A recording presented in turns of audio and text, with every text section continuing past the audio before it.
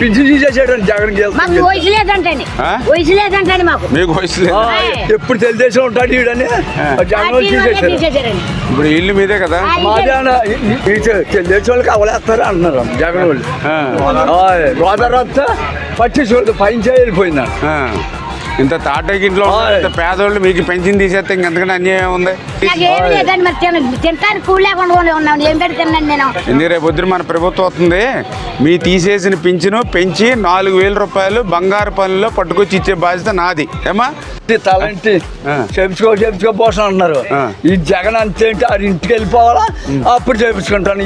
ఏది మళ్ళీ తెలుగుదేశం గట్టాలా అప్పుడు ఈ గడ్డం తల గీయించుకుంటా చెప్తున్నాను.